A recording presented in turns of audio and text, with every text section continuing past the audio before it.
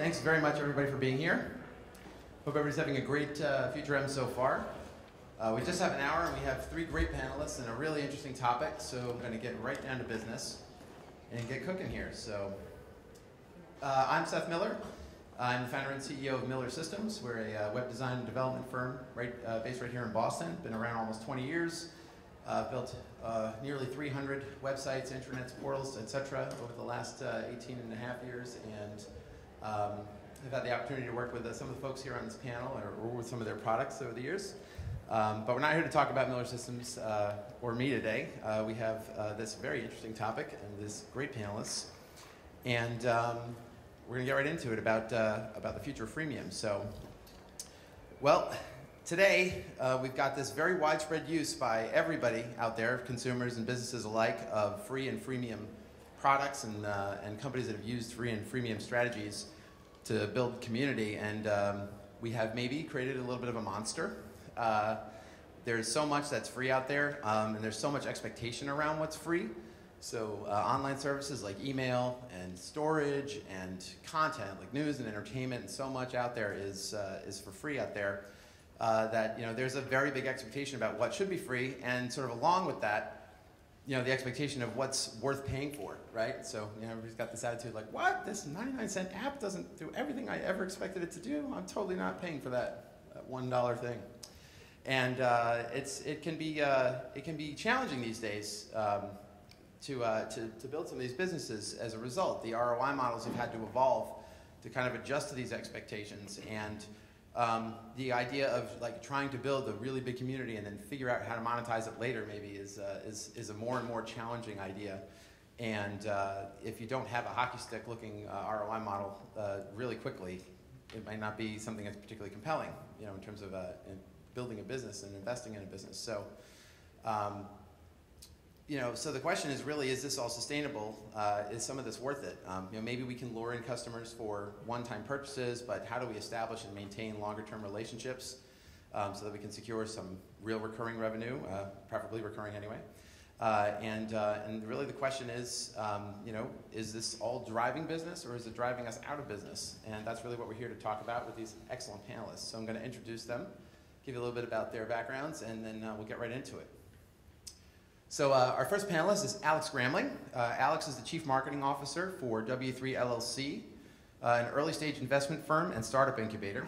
W3 provides seed capital, shared office space, operational resources, and hands-on management to nurture new companies toward rapid revenue and profitability. Alex has held marketing leadership roles at very large firms like Express Scripts, as well as several venture-backed startups, including iVillage and Drugstore.com, where he shared a U.S. patent for site functionality. And Alex's current role at W3 is to direct the marketing strategy for the firm's portfolio companies in the healthcare and technology arenas, and he is uniquely qualified to do that. In addition to the fact that Alex has seen a little bit of just about everything over the last 25 plus years in his marketing career, he rounds out our panel really nicely, since he's seeing a lot of his portfolio companies dealing with competition that leverage freemium models, often in an attempt to be disruptive to the industries and the portfolio companies that W3 is investing and involved in. So. Alex is bringing lots to the table. Thanks for being here, Alex. Good to be here. Next up, we have Dan Schleifer.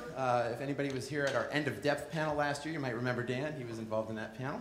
Dan is the president and co-founder of ChartIQ, which is a relatively new player in the financial services software market. ChartIQ offers social charting, mobile optimization, and an advanced tool set geared towards technical traders. ChartIQ sells directly to investors, but also provides white-labeled solutions through brokerages and finance sites. Dan's career spans over 14 years, where he's held marketing and product management roles within software startups. Prior to founding ChartIQ, Dan held senior marketing roles at Savo Group, leader in sales enablement technology, and TrustWave, a security solution provider. And today at ChartIQ, Dan is in charge of all things marketing, sales, and product. He's employing and measuring a slew of various modern marketing techniques, including a freemium strategy, to build awareness and market share. So he should have some excellent insight for us today. Thanks, Seth. Thanks for being here, Dan. And finally, last but not least, we have Tabrez Syed, who is the Vice President of Products at Spiceworks. Any other fellow nerds in the room? No? You probably know who Spiceworks is. So Tabrez is the VP of Products at Spiceworks, and Spiceworks is a free IT management platform solution that enables IT professionals to manage their networks, run an IT help desk, research and buy products, and get technical answers from peers in their community. Tabrez has worked in the technology industry for more than 15 years. And prior to joining Spiceworks in 2006, Tabrez held software and system engineering roles at Motive, which is a systems management software company, and All.com, an online tech support provider. Tabrez was the official employee #1 at Spiceworks and was instrumental in building the Spiceworks community, which is comprised of an impressive 2.6 million IT professionals and over 2,300 technology vendors. So Tabrez knows a little bit about building a scaled community.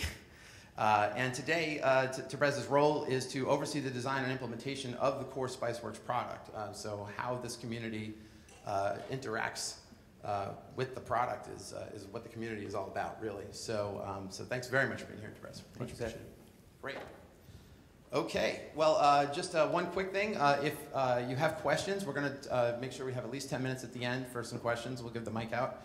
And, but if you have something that you'd like to address, I'll be kind of keeping an eye on it here during the session as the panelists are talking. And if you can tweet to @Miller_systems with #FutureOfFreemium, we'll try and incorporate all that stuff into the questions and answers. So, all right. With that, we're going to get right into our questions. And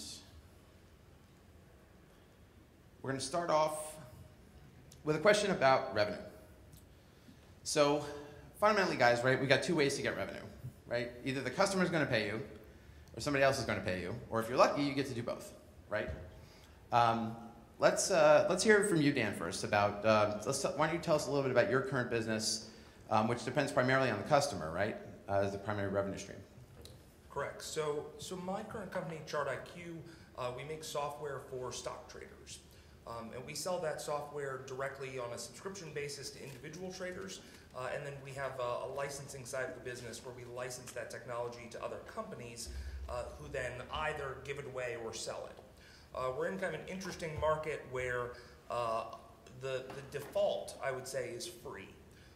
Where most people expect to get the tools of the type that we offer, but not necessarily of the caliber that we offer from their brokerage.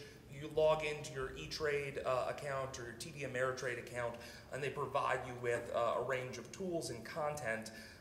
We basically compete with that baseline of free.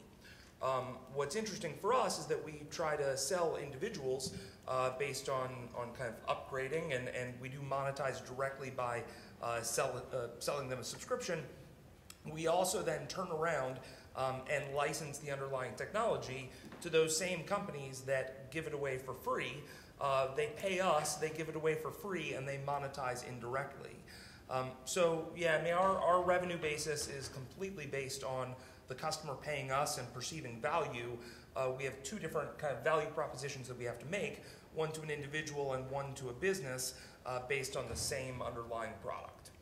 So there's an in-app purchase sort of revenue model that's part of that, right? The subscription is sort of starts with free, and then in terms of the individual sale. Correct. Right? So as far as the individual sale, we've had to kind of play around with revenue models from the very beginning. As a startup, we've always been very revenue focused. It keeps us honest, keeps us customer centric, and keeps us focused on developing the features that people actually care for and are willing to pay for, which is really the true measure in my mind of what somebody really values, is what they're willing to part with dollars over.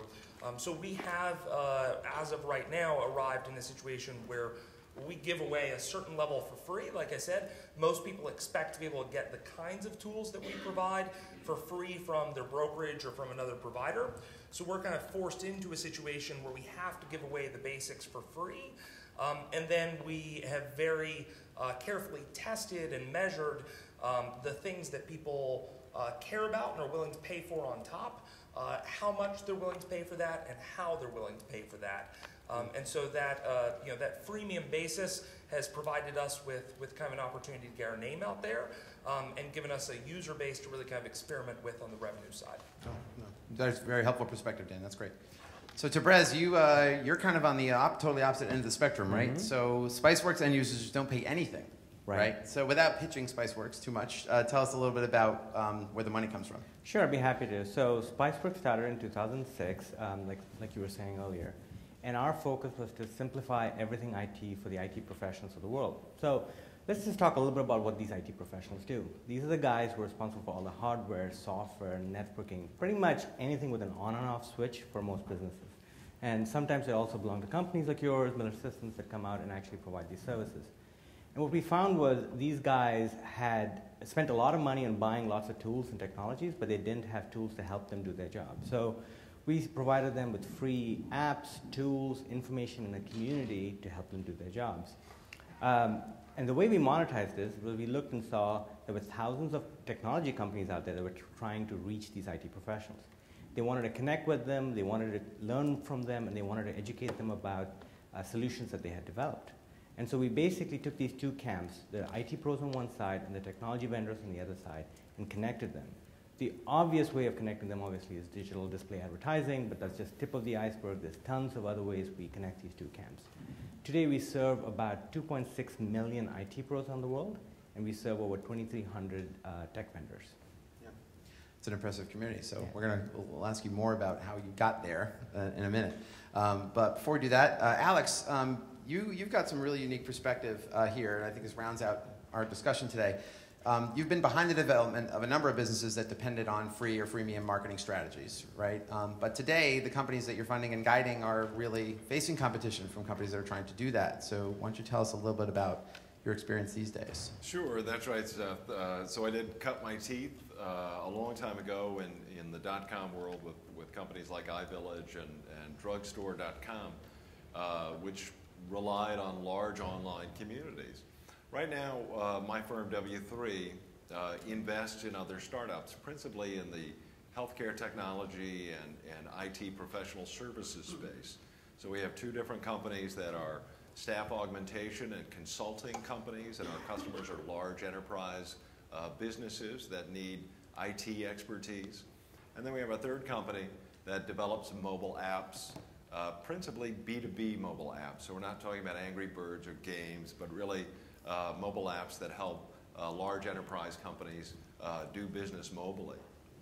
And so you're right, our revenue comes from mid-market and enterprise customers, primarily on an SOW basis.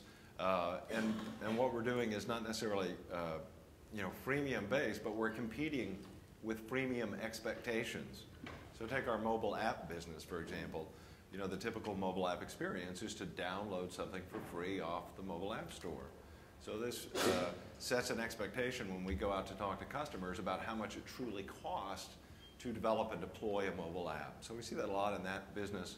And similarly in our staff augmentation and consulting businesses, we're trying to offer an additional value to our customers so we don't get disintermediated, where they feel like they can get the services that we provide for free or get them themselves.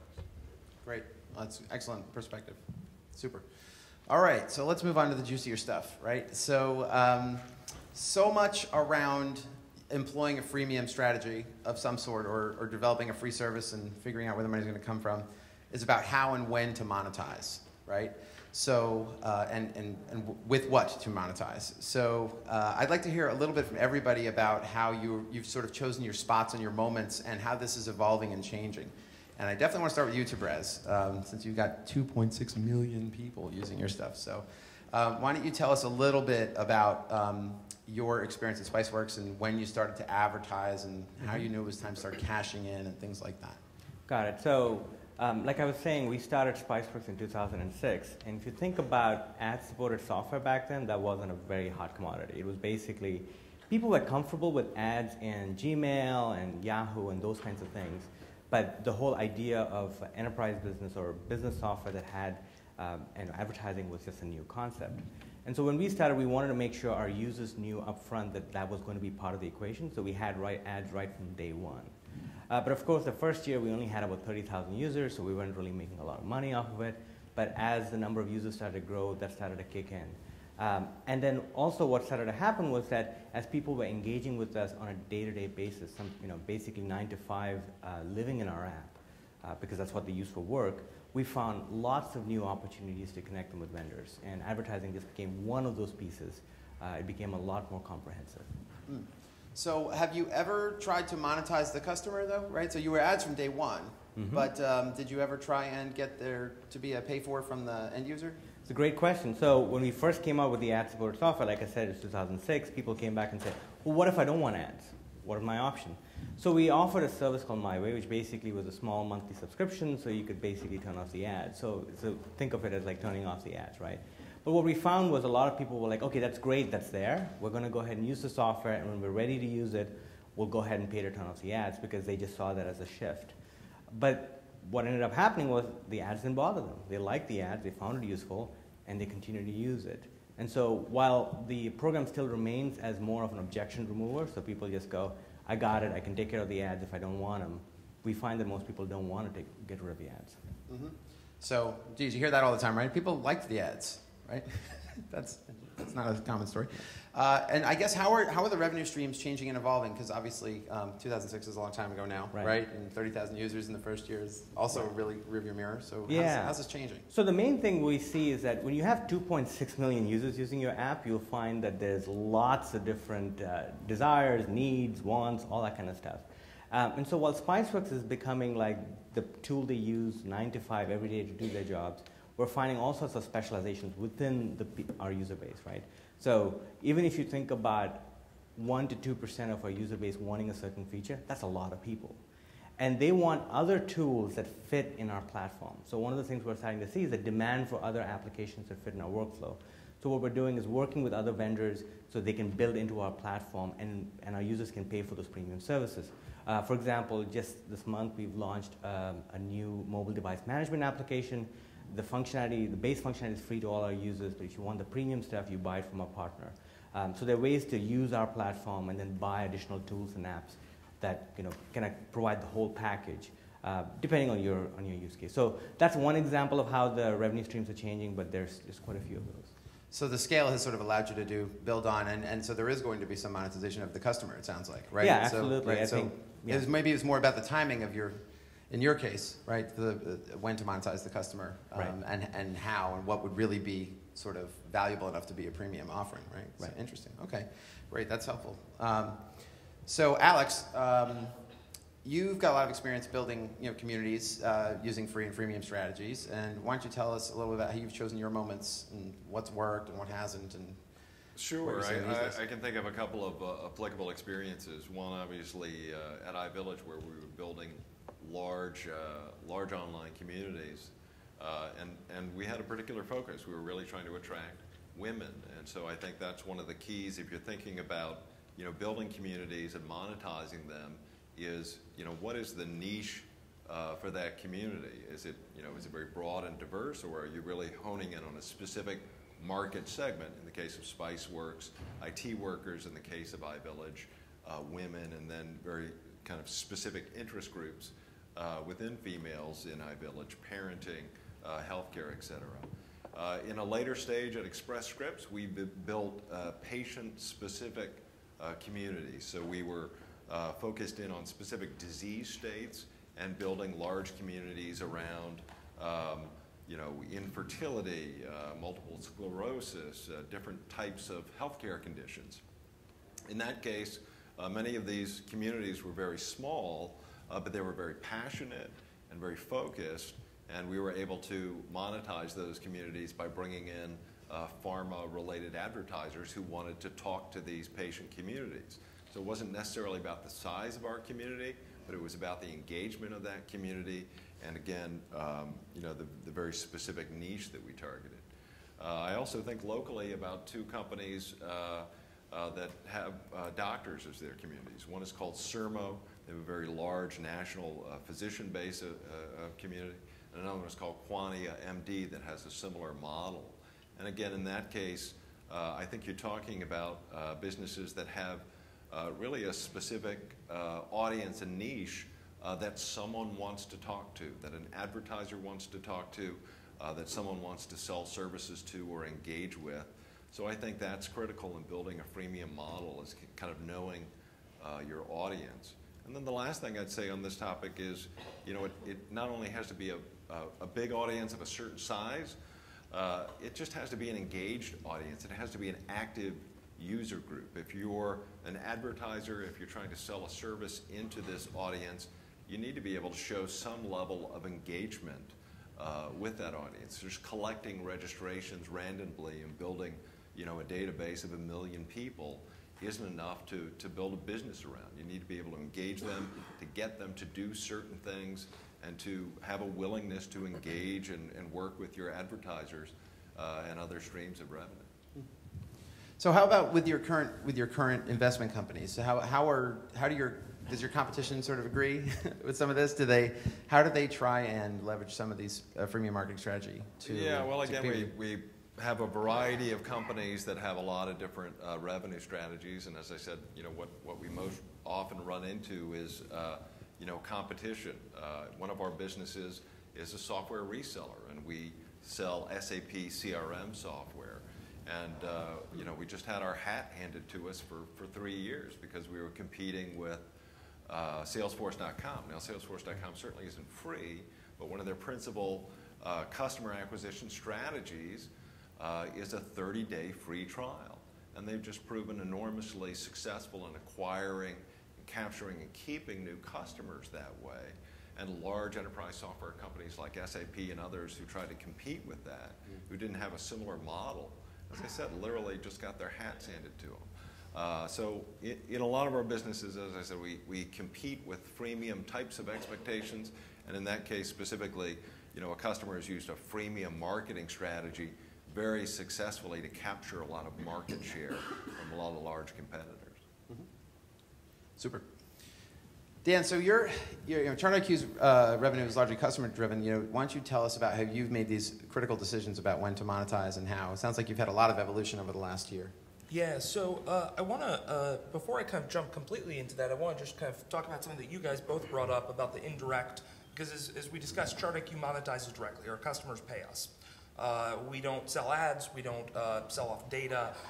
We don't sell off data about our users. But we've spent a lot of time thinking about that. And so I think the topics that you guys just brought up of it's not just the size of the community that you have and the ability to indirectly monetize it, but how engaged that community is and how specialized and valuable that community is. And obviously, you have both size and value, right? IT people tend to hold a lot of budget. It's something that we've thought a lot about, and our users are stock traders and tend to be very active stock traders. Our users right now, on average, I just pulled the data the other day because it's a KPI that we watch, spend on average 600 minutes per month using our software across all of their devices. So every time they come and use our software on a tablet, they spend 30 minutes.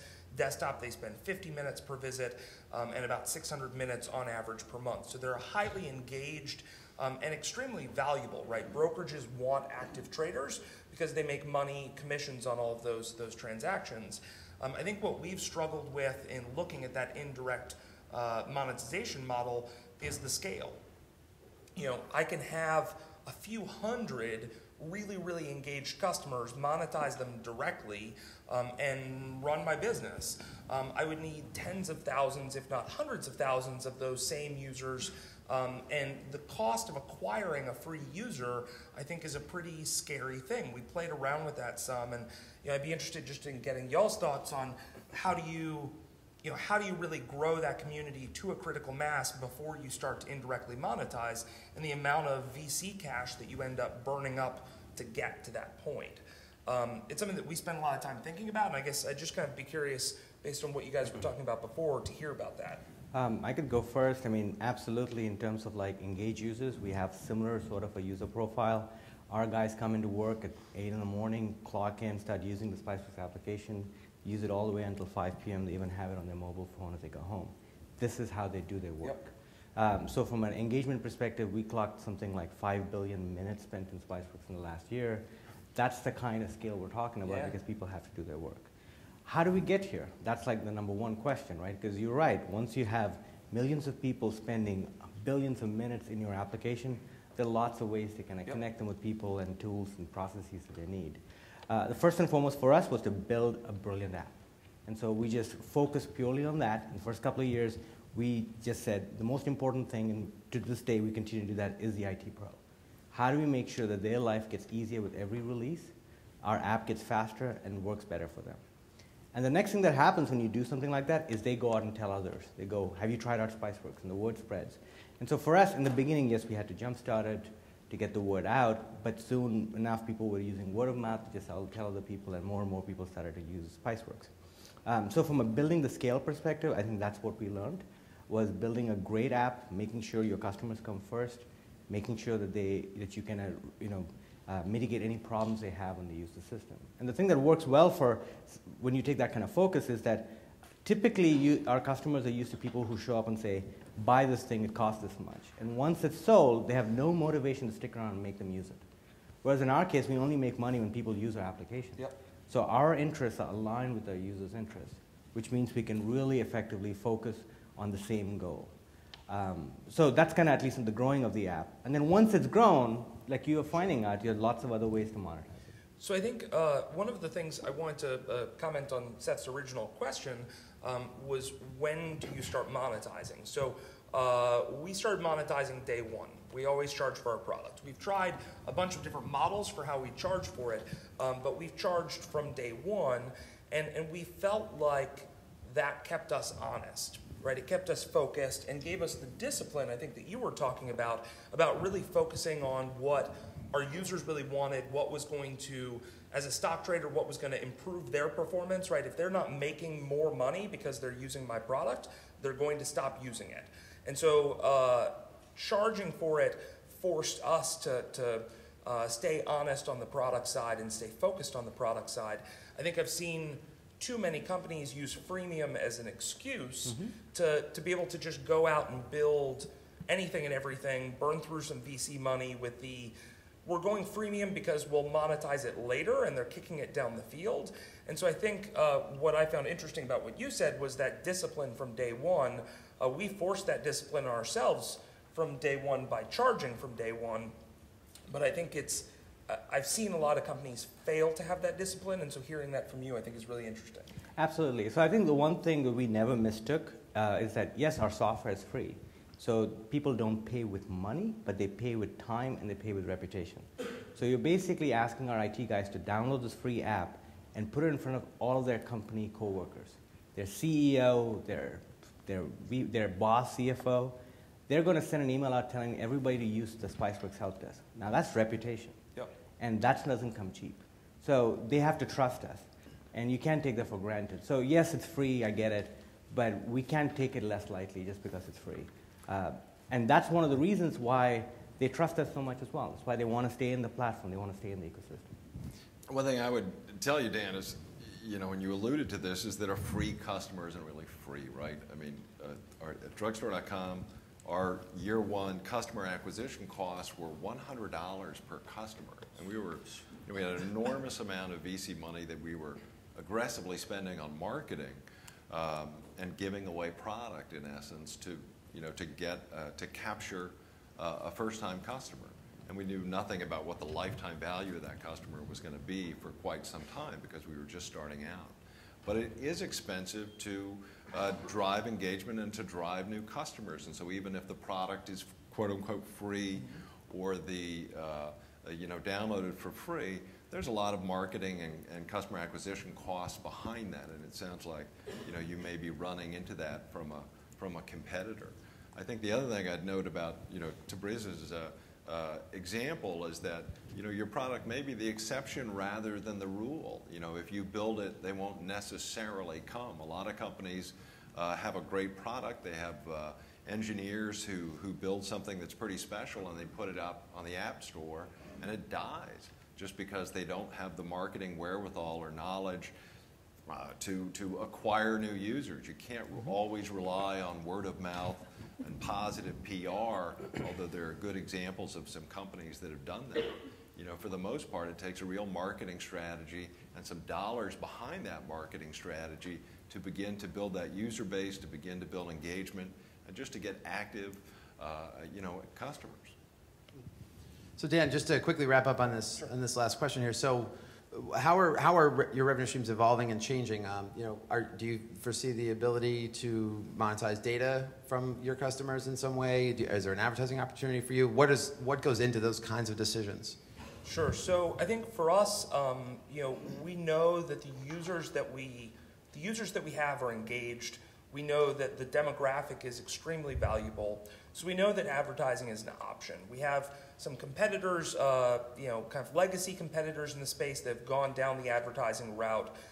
Some of them have gone down the pay to get rid of advertising or move up to a free, premium as a result of that.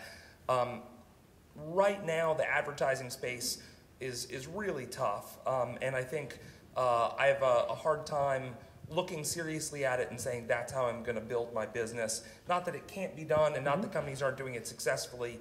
I'm just not sure that I have the stomach to go to investors and say I'm going to build an ad-supported business. However, you asked about other things that we could sell or monetize, and I think the aggregate data that we start to collect at scale from our users, completely anonymized, but that data becomes very, very valuable. And right, so we all think about, we go in and use Facebook, and we know that they're selling off our data. We know that whenever you swipe your credit card company is making money by selling off your buying habits to retailers, right? You don't think about it. You think about paying for your credit card based on your annual fee or whatever, but they're indirectly monetizing by selling off your buying habits by demographic. And so, we've started to look at if we get to scale, or I should say when we get to scale, what are the interesting pieces of data where that we can turn around and either sell back to our own users, which I think is kind of interesting, taking aggregate data that's derived from your users and selling it back to them, or in our case, selling off to hedge funds and institutions to then trade off of. So that is something that we spend a lot of time thinking about. You got some goalposts, maybe that you don't have to share them, of course, but you maybe have some ideas about when we get to this many, we'll have enough to actually make a business out of it. Yeah, I think to make a business out of selling off the data sets, we would have to have the same levels of engagement that we have now on a per user basis, but have on the order of probably 10,000 active users. So not 2.6 million in our case. We can get by with a lot fewer users than that when we look at selling off the data. If we were going to go ad-supported, we would need millions. All right, great. Thanks everybody for all the insight on that. So, so our last question here is really about what is sort of threatening things, threatening the use of freemium marketing strategies. And one thing I think that's something I'd like to get a little bit of insight from each of you on is how you feel about the potential for the recent and mounting backlash around privacy, and particularly when we start talking about data. So it's a good segue, Dan. Whether it's Prism or NSA or is Google selling our data, is Microsoft selling our data, or aren't they? Are they making it available to the government, et cetera? It seems like a potential significant threat to at least some number of organizations that are leveraging freemium strategies. And so, Alex, why don't we start with you? Get your thoughts on that. Sure. I mean, again, I've always said that freemium is not a business model. It's a marketing strategy, and it's a customer acquisition strategy. And I think people take for granted. Certainly, here we are, 10 or 15 years past iVillage days and drugstore.com days, that you need to give some sort of personal information or credit card information to engage in a community or to download an app or to participate online in some way. And so, I also come at this as a parent, right? I have 2 teenage kids, and I see that they're much more sophisticated in some ways about this relationship that they have with the products that they're downloading and consuming. I have a 14-year-old son who is giving personal information to register for an app or to, get on Vine or to, do a number of things online. And I actually asked him, I said, have you ever registered for something or signed up for something and then later regretted it? And he did. He relayed a specific example to me where he had registered to vote for something online and then started getting 3 emails a day from this company that he had given his information to. And so again, I use that as an example of teenagers are having this thought process and engaging in these relationships and becoming very sophisticated about online engagement, at a very early age. And so I do think the privacy concerns, especially as a parent, are relevant and things that even kids are thinking about in this era. So maybe because they're so young and engaging so early, they'll be more. I feel like we all read this stuff in the news, right, about privacy, and everybody's like, "Oh, that's terrible," but then we all go back and use all this stuff anyway. And so maybe is your idea that because they're younger, well, again, and they're sort of thinking about this a little earlier, that maybe they'll have a louder voice later? Oh, sure, absolutely. I mean, I have, on the other end of the spectrum, I have a 75-year-old mother who, doesn't think about this at all. And here's my 14-year-old son kind of actively making this cause and effect connection between, I gave this company my information online, and it kind of sucks because now they're hitting me with a lot of stuff that I don't really want. So I think... that's fairly innocuous in the grand scheme of things, right? Yeah, I'm being advertised too much, right? Yeah. But I think they are... we're raising this new generation of consumers who are thinking about this at a much younger age. Now, how that ultimately manifests itself relative to freemium models remains to be seen. But I definitely think there's a level of kind of sophistication and understanding that starts at a very early age now. Great. How about you, Dan? What do you think about privacy and its threat to freemium strategies?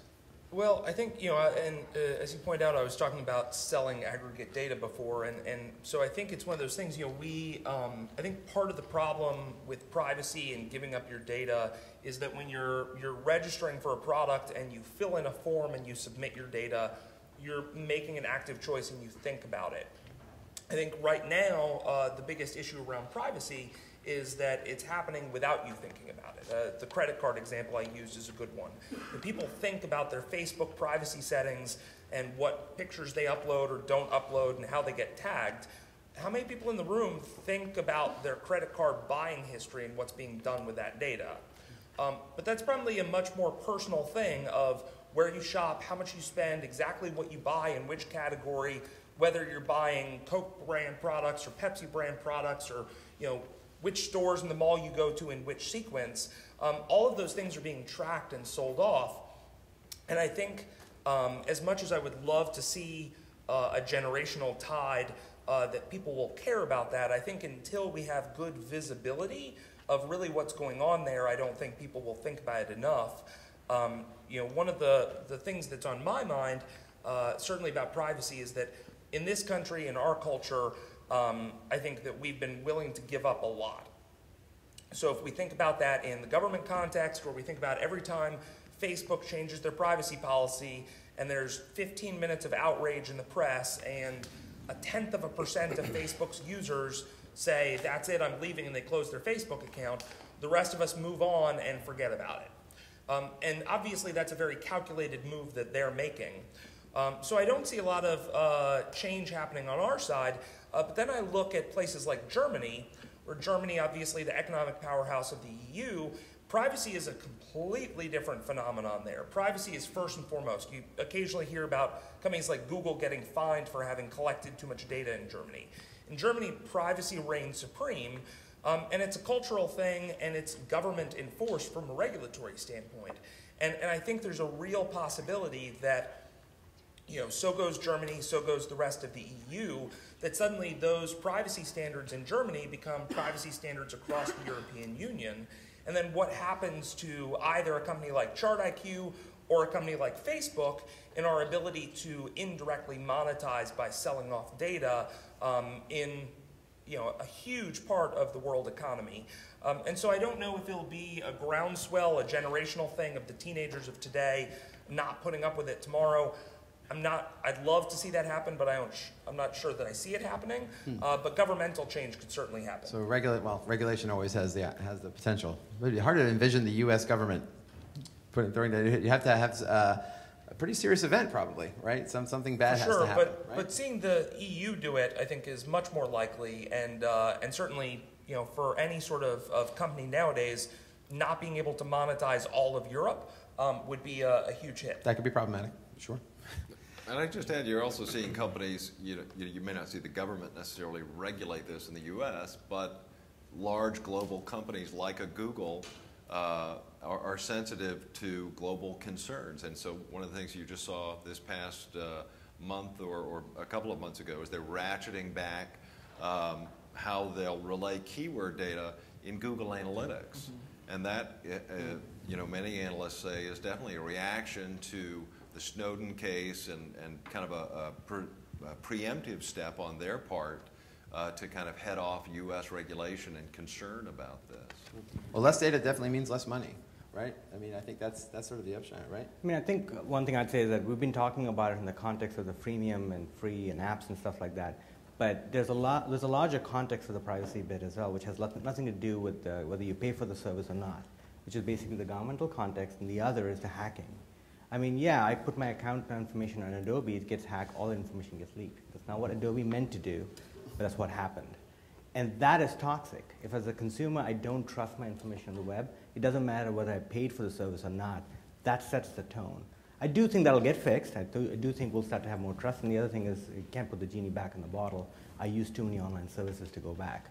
But to me, that's the shift that's taking place in the conversation over the last year or so. Is that previously it was like, well, what am I to Facebook? Am I just a person they can resell the data on, or as opposed to a service that I pay for, that kind of a thing. But now it's more fundamental. It's like, can I trust an online service provider? Should I look for zero-knowledge providers who can guarantee that they can't see my information either? What is that going to do for the preferences we have? Yeah, I was just we're running a little short on time. Sorry, Dan. Yeah. So, but I would like to ask you as a follow-up to the conversation about privacy, 1 minute each. I will start with you, Alex. Is pay for privacy just like some of the services are pay to turn the ads off? Is pay for privacy maybe the ultimate freemium offering? 60 seconds. I'll hedge possibly, and I think it could be kind of vertical or use specific. I think you may look at the healthcare arena where people want access to their personal health data but are enormously protective of privacy around that, perhaps even more than they are around their personal financial information. So I think kind of understanding and being able to protect that and possibly even pay to protect that type of sensitive information may very well be where we head in the future. But other types of information people are a little more liberal with, but definitely in the healthcare space. Yeah? I guess I would say a slight variation on the theme of pay for privacy, which is I think that I can very much see the world where we have more control over the data that we give up and who we give it to, and that we start monetizing in the other direction. That as individuals, we start to demand certain premium features in return for premium data. That as somebody in my 30s and single and male, I fit a demographic that is more valuable than somebody else's. I'm going to start to demand more premium features in return for my data. And likewise, somebody that fits an even better demographic and has more interesting credit card history is going to start to demand more for that. Ah, interesting. So better visibility into your permanent digital record, as it were. Okay. Tabres? I think it's very context specific. If I'm searching for a restaurant and Google wants to show me a deal at a local restaurant, that's great. But if I'm putting a personal note in Evernote and they want to show me another person who wrote something similar, hell no. So it just very, very much depends on the context. And so that's how I would answer that. Great. All right. Well, we got about 15 minutes left. I wanted to open it up to you folks, let you ask these wonderful panelists some questions and leverage some of their experience. I will bring the microphone right down here. Anybody? Oh, great. Come on, why don't we, we'll just line up over here.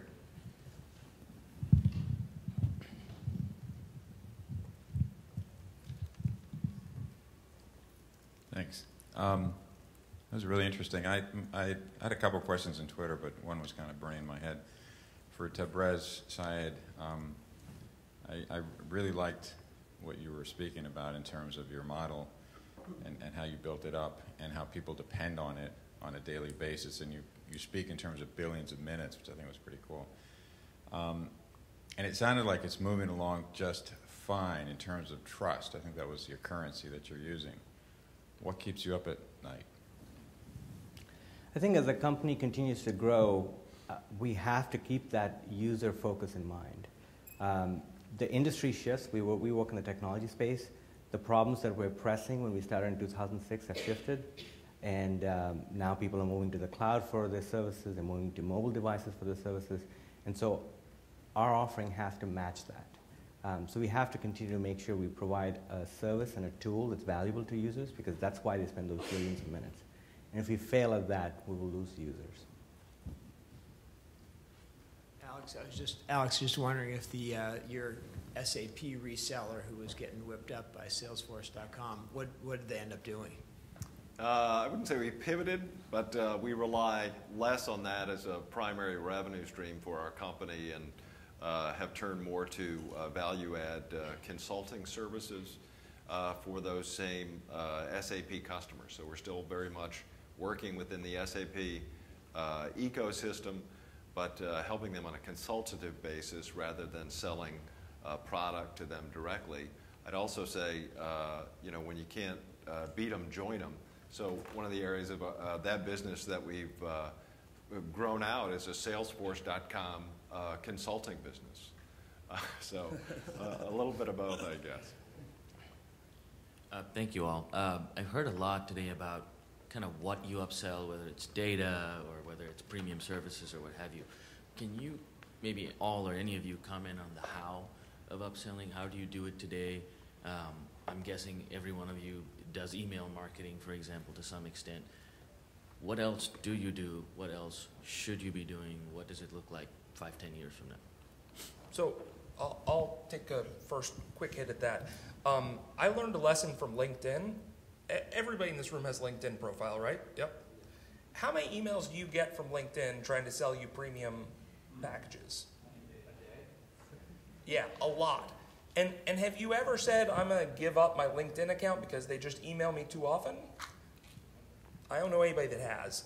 And it works. I have, Lord knows, I end up canceling it a couple months later, but I've fallen for it a number of times, and I've bought their premium stuff, and it's good, and I use it for prospecting and stuff on the B2B side. I have some friends that worked at LinkedIn. LinkedIn's killing it. Those guys are making tons of money. They're just minting money. And the lesson that I learned from the people that I know over there in the marketing department is ask for it all the time. I think I have a little bit of a tendency to want to be very tasteful about how we ask for money, to not go and ask for it too many times. Those guys are just hardcore about it, and they've been very successful, and they get very little blowback from their users. So I've been trying to take a lesson from LinkedIn.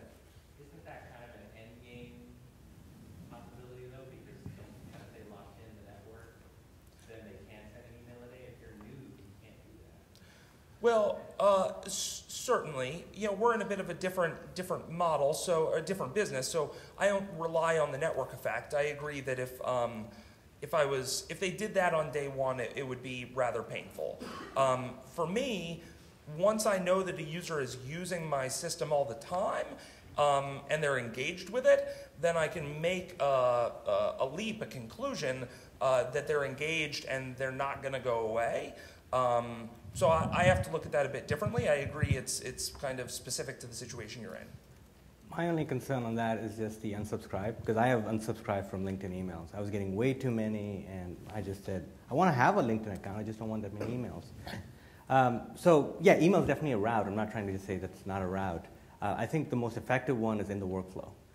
When somebody's actually using your tool and trying to solve a problem, and if you can educate them about services that complement, enhance, improve their user experience, they want to try it. And you make it really easy and simple for them to do that, and then they'll sign up. I think that's probably the most effective manner that I've found. Obviously, there are lots of other marketing campaigns, emails, ads, all the stuff you can do. But I think in workflow, let people see what value they're getting, and they'll want it. I would just add one more. I add two things to answer the question specifically.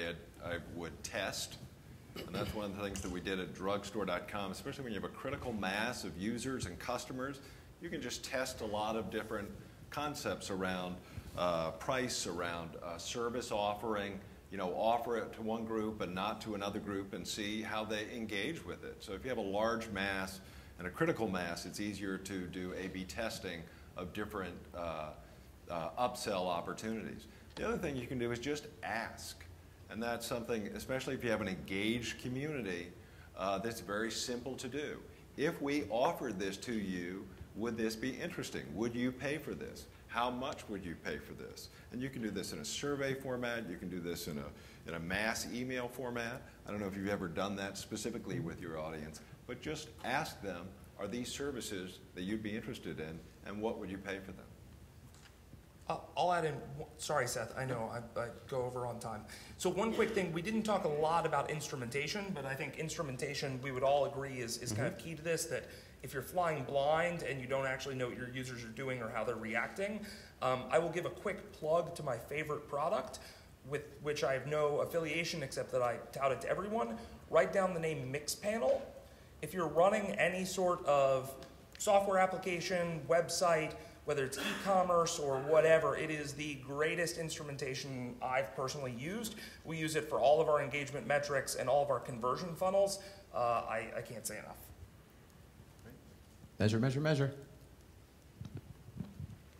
I had a question for Alex. You mentioned about the difference between having a very large database, that was one thing, but then having a small 10,000, as you said, community, but you had to engage it.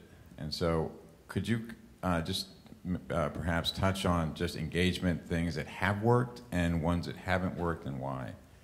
Sure, and these are experiences across a lot of different types of communities, but I think very simply, you know, the tools are not especially proprietary or interesting. There are things like message boards, you know, things like email. I mean, we talked about LinkedIn and you know, their propensity to just hit you with a lot of email, and you're reading those, you're opening those. So I don't think from a tool and technology perspective, you know, we were doing anything especially innovative across a variety of different communities.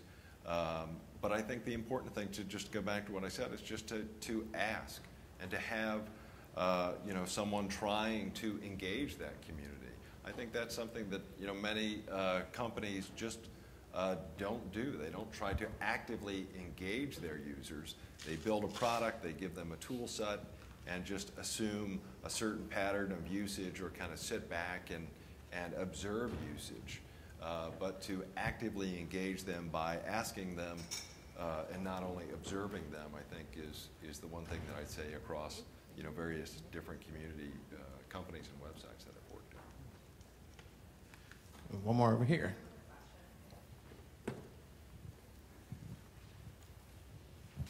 So from like the early days, what kind of brought you, like, is there one thing you can speak to that you went from like 100 users to 30,000 in your first year? Was there one thing that you did that kind of brought you to that? Or Dan, you know, going from your first users to building that up, or Alex with some of your portfolio companies, what that thing was that helped?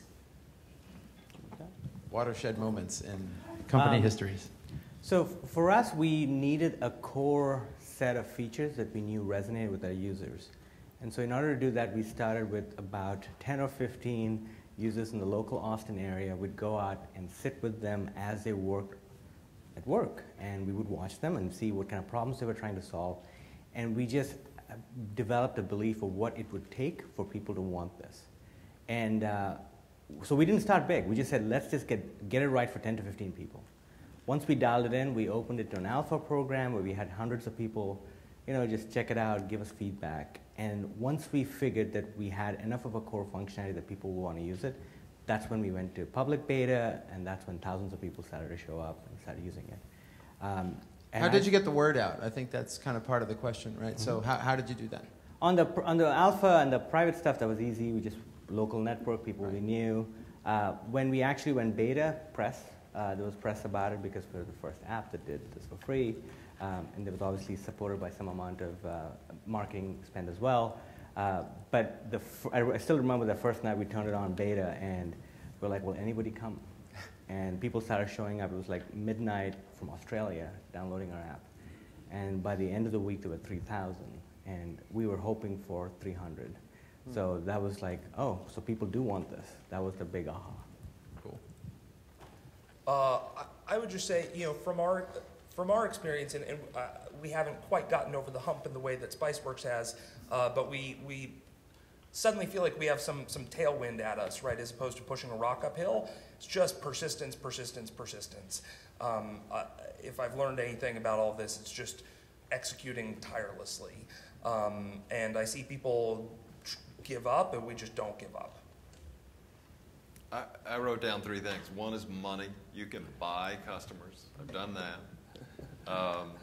One is, word of mouth, and Spiceworks is a great example of that. But I'd also say, specific to that, again, you need to ask and encourage word of mouth and not just sit back and hope that word of mouth happens. Hey, do you like our products? Will you tell your friends? And then the other thing someone mentioned again is PR. I mean, if you're bootstrapping a company, public relations, and maybe a seminal PR moment that you can look for, maybe it's a moment, maybe it's a topical event in the news that you can draft off of. Maybe you just have an incredibly charismatic CEO that needs to be put out in front of a certain community. PR is a very cheap way to give great lift to a product or a company. Now, Alex, I know one I'm going to press you on this one because I have a little personal experience with you on this one. So I think it was Fertility Neighborhood. I was the first community, the healthcare community, Express Scripts. Excuse me. And I think it was it didn't happen immediately, but by the second year or something, we had like 30,000 registered people, and that was not a trivial. Yeah, maybe you could talk a little bit about how you did that. Again, the specific example Seth is talking about is we built a very large community of women around the topic and need of infertility. How do I have a baby? And I think I'd love to take credit for kind of catalyzing that and mentoring and growing that community. But a lot of that really was organic, and I think it was around just the good fortune of having a niche where you had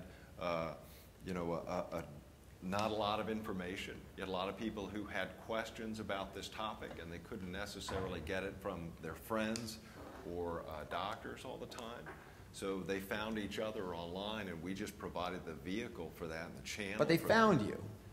They did, but we had the advantage of coming at it from the business perspective. So the business that we were in was providing pharmacy services and medical services for women who had infertility.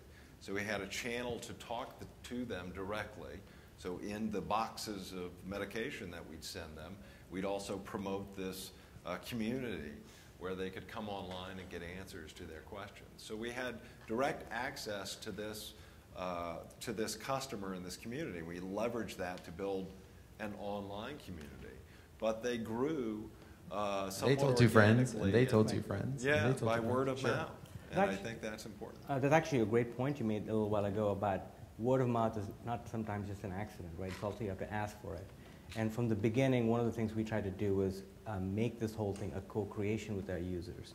So we would go tell our users, we want to build the next version. What can we do to make it better? And they started to feel invested in our success. We've got countless experiments around Spread Spiceworks where they would go give presentations at big conferences and stuff and wear T-shirts with Spiceworks logos. All of this stuff was something we came up together.